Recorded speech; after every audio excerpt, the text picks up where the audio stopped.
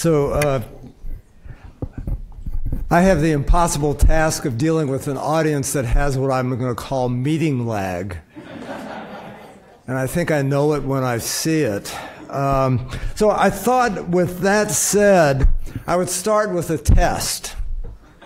And anybody who's a former student might get called on to answer this question, Keith.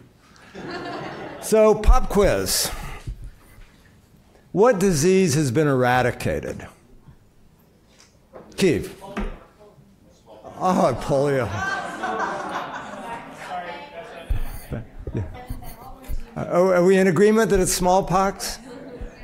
Okay, so let's stick with smallpox for just a second and think about why it was eradicated. So this is D.A. Henderson, former dean of the Hopkins School of Public Health, known to many, who led the smallpox eradication campaign. How was it eradicated? Single agent, work to develop a vaccine, and implementation of a global vaccination program with an epidemiological-driven strategy of ring vaccination. Got it? Okay, so it worked. Smallpox, gone, trying to do the same thing with polio, Keith. Working on it now, right? We're very, very close, and actual socio-political factors are now the barrier. Okay, but science to implementation, okay, and it was done. And I think it sort of illustrates what we can do when we have the simplicity of an agent for which we can develop a vaccine that works. Okay. Now, this I have shown to students forever about what determines health. And it's one of those molecule to global diagrams. It's multi-level. You can see that. It's got genes, environment, whatever you want is in there. Okay? And not only that, look at this. Watch this. It moves. And it reflects the fact that a lot of stuff goes on over the life course. And that includes the environment. So what determines health? A lot of things, okay? And so we've got that. So let's just turn to today, and I made these up a little bit while ago, before the score came out. So as environmental health changed, and the answer, of course, is, and it's always going to change because there'll always be something new coming along. And I first point up there, the good old days of bad problems. So I started environmental health because there were a lot of really bad visible things. The air was terrible. You didn't have to look at a PM monitor. You could go outside, okay, and your eyes burned. Or you landed in LA and the mountains disappeared and your throat burned, okay? So those problems, we've cut out them a lot. Carbon monoxide. I moved to Albuquerque, New Mexico, 1978 for my first academic job. Carbon monoxide was a terrible problem. Technology's changed, vehicles changed, and not a problem. But I think we've focused on the fact that there are old problems still with us. Lead's a great example. When I was in medical school, we were chelating children because they were eating lead paint in inner city Rochester. And then emergence of the new. We've realized that there are these complexities, and I think the discussions today have illustrated the fact that there are more global issues, but we still deal with things at the local level. And we have exciting new science that we think is going to help us solve problems, but we're still figuring out what to do with all the data that we can generate. I went to the last meeting of the EU Exposome project, which had generated enormous amounts of data on blank omics. You can fill in whatever it is you want. And the conclusion of the meeting was great. We have a whole lot of data, okay? And that was sort of where it ended up. So we do have some new things to work with.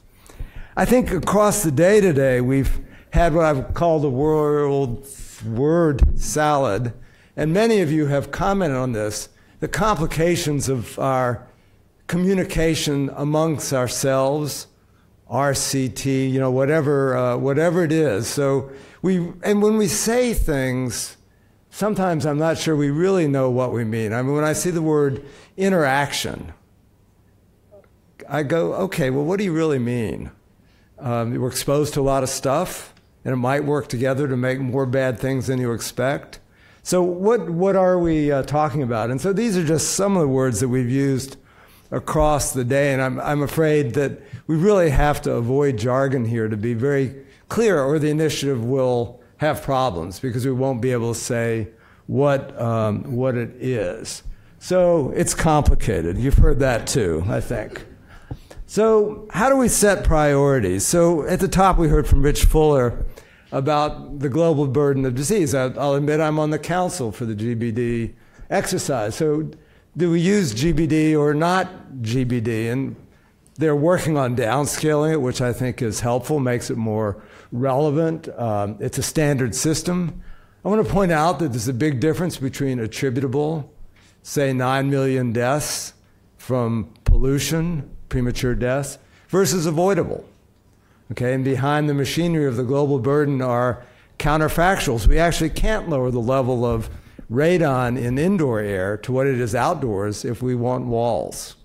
Okay, so that's just an example. And the level of particulate matter in outdoor air is never going to be 2.4 micrograms per cubic meter. You go read the machinery and figure out what's behind it. The other point I'll make is that something may not be in the global burden of disease because we don't know what its risks are yet. And those are the kinds of problems that we want to take on. So it's a useful tool. We can set the priorities based on exposures. There, perhaps we put radio frequency electromagnetic radiation because everyone in the world will be soon exposed to it everywhere all the time. Okay, that might be a signal to do something.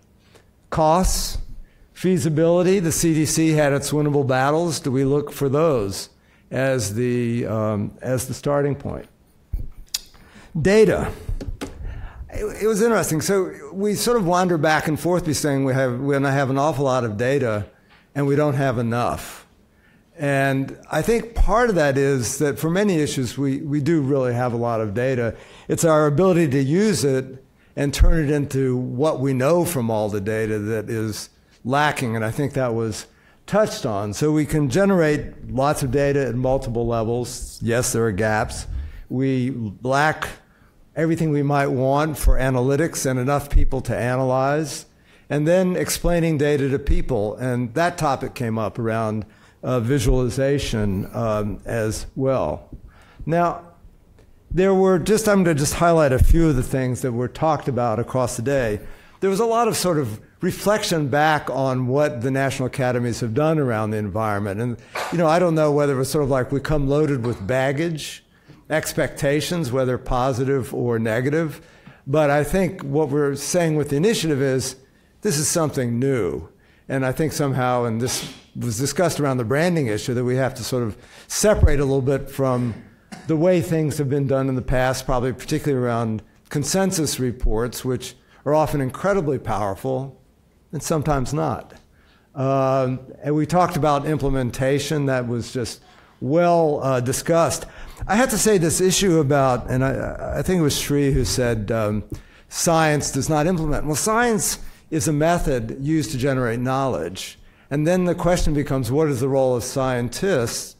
Either maybe implementation is not the fair word, but at least in translation at the starting point.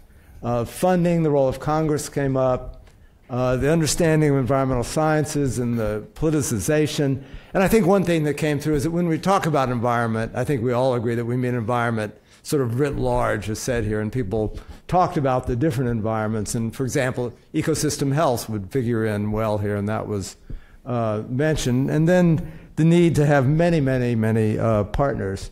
Now I think, okay, we've heard about Humboldt and Sir Thomas More. Was that it, Pat? No, the other Thomas More. Different Thomas More. Okay, all right. It doesn't matter. We were so sophisticated. I want to bring this down to earth. Okay? Yogi Berra and Dr. Seuss. And why those two? So there was this concern about deja vu all over again with the initiative. And I think, again, what we have said over and over again is this is about a break point, an inflection, doing something different. doing new things, not same old stuff. Yes, same old stuff is in the array of things that Tom showed. Of course, consensus studies are useful, but I think that we really are seeking something new. Dr. Seuss, every time I talk about academic institutions, I show this because we just run them incredibly. But I think what the discussions have shown, particularly the panels, is that there are so many different ideas about what this initiative could be. And I think one challenge we will face is perhaps meeting the expectations of everyone in this room and everyone who's not in the room. That will be a challenge because whatever we pick, it will be one thing to start that the initiative can do, or several things that the initiative could do. But, we're not going to be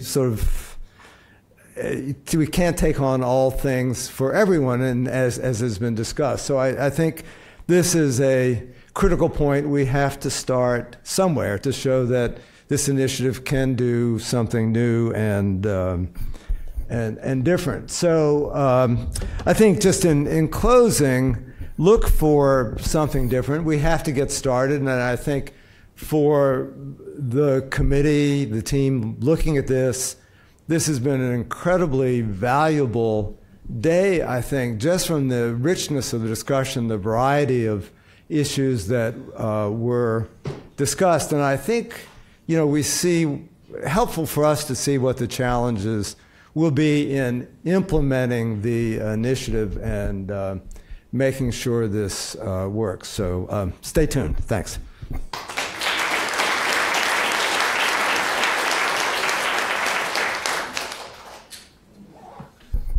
Outstanding, John.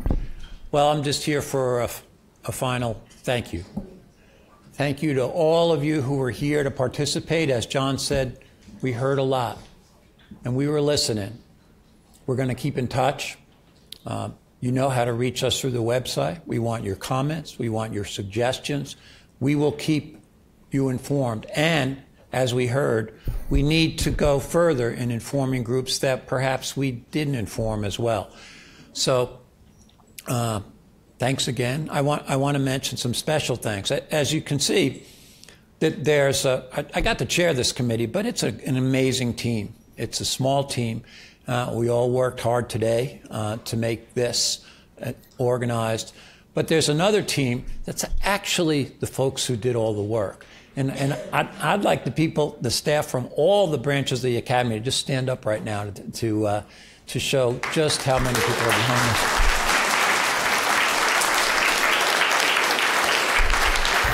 I want to give a special thanks to Marilee, who just is a force of nature in terms of bringing this all together.